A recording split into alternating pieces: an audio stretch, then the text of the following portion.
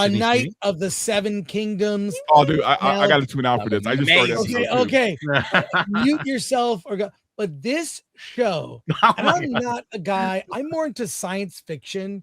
I'm not really into necessarily, these kind of fantasy epics, but Peter Jackson's Lord of the Rings blew my mind. It's one of the perfect trilogies. And, Game of Thrones was mixed, mostly good for me. It was mostly good. I wasn't as invested, having never read the books. This as a standalone story of a knight and his squire, an aspiring knight and squire, is so fun, so charming. When was the last time you even described a show as charming? And again, we don't want to give spoilers away, just in general talk about, and I've seen all the episodes. Amazing. My only complaint about the show, too short, 30-minute episodes. Now that it's all out, you can binge it. It's like a 3-hour movie. Thoughts from you guys, and for those who have seen it, and for those who haven't, like Dante, close your ears and go watch the show.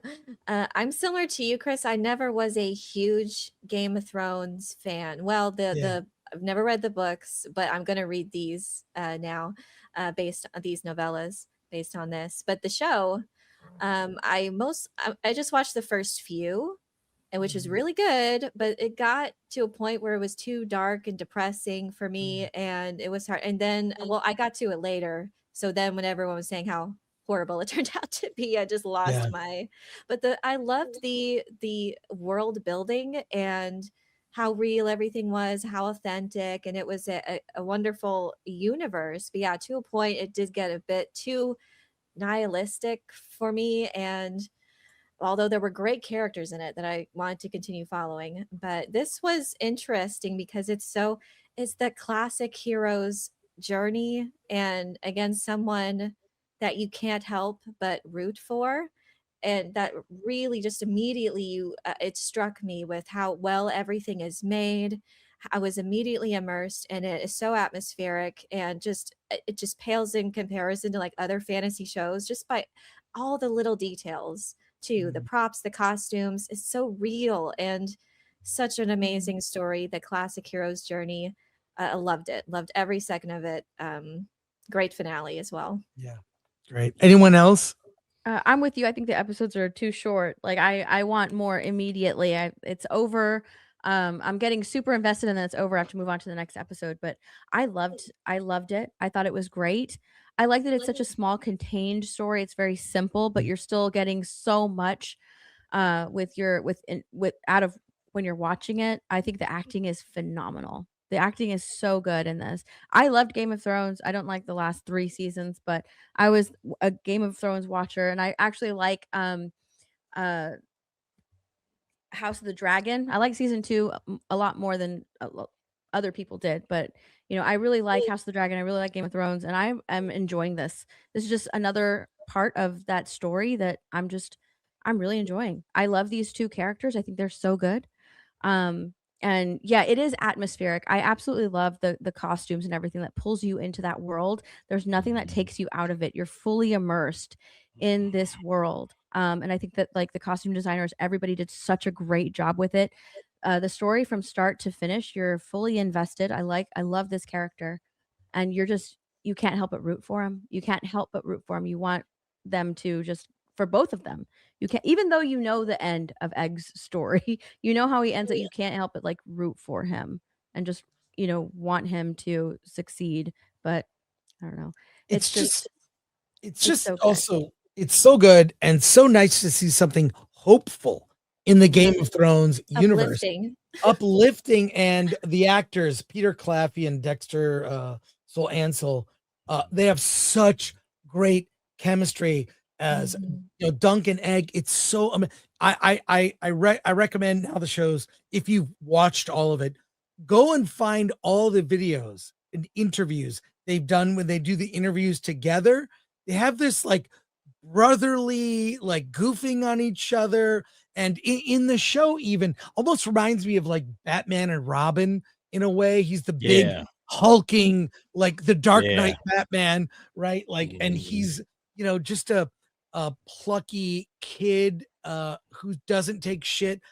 I love the characters. It really shows you it all starts with the characters. And That's what I've I been love the saying reason he about looks this. up to him.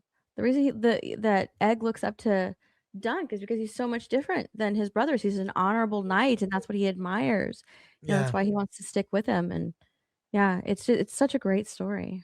Yeah, I like the both characters are like, the word I use is earnest. There's a certain earnest about both Egg and Duncan. And I love Duncan more than Egg. I think he's just, his character just immediately the first time he was on the screen, and from that very first episode, the character is so well written. You just can't help but root for this guy because of what he's been through, what he's going through throughout this story. I think it's just an amazing job by the creators to adapt it. I've been listening to the audiobooks. So now I'm getting ahead of where things ended. And it seems like it's just going to get even better. So this story is one that I'll be keeping my eyes on for, I think they're going to be coming out once a year, if I'm not mistaken. I heard they were coming out once a year. So we don't have to wait 2 or 3 years for another, and they're short. That's the only thing. Yeah. Like you guys are saying, they're short. You want an hour-long episode and you want 10 of them. But instead we get, but it's 6. It's jam-packed though, a story, which it never They felt are, like. yes. That's what's You don't so feel frustrating. cheated, They but you are just want more. jam-packed with it, and it's over, and I'm just like, dang it, I wanted more. I wanted more, right? It's so good. That's so the thing. good. It's so, Well, I that's feel like good. We it talk cuts about off it the- though. That's why, like, every week this is like prime television, when we had something coming out every week and we just want to talk about it and everyone's watching it. We can talk about it with each other, say what we like, what's going to happen next. And I've missed that for so long. And this should be a resounding, scathing remark about all these other productions that do not prioritize story, that they just pump crap out, and it's all creativity by committee. It's not earnest. It's not with a genuine attempt to tell a good story and to please the audience and make them happy with what's if you watch the behind the scenes about the making of the show, it is everyone involved. It reminds me of the Lord of the Rings documentaries, like how everyone, all the cast and the crew and all these different departments are just so passionate about their craft and in bringing these stories to life. And then the audition process, the casting process, the prop design, all of these things coming together, and at a fraction of the cost, by the way. I think it was $9 million an episode, I think, as opposed to 20 million is what is on par for like Starfleet Academy and House of the Dragon, I believe. And yeah, I love that it's small and contained, and they are able to do so much and just on a small scale. Like, I love following. Yeah, we followed princes and kings and these and diplomats and warriors, well, and of renown. But it's nice to follow just one nobody. And again, comparing that to Rey, who we could never relate to because she was always good at everything. And this is the prime example of storytelling and how everyone, no matter what you look like or what your background is, can relate to his story, Duncan Eggs, in some way. Yeah, he's a hedge knight, and they make it sound like you're a dime a dozen. You're everywhere. There's hedge knights everywhere. Who cares about you? And the fact that like Rey, she's just perfect. Everybody likes her. I like this one. I like this one. I like her. He's not. He has to earn everybody's respect. Going around, nobody's even heard of his master. Nobody's heard of his oh my God, what is his name? I can't remember his name.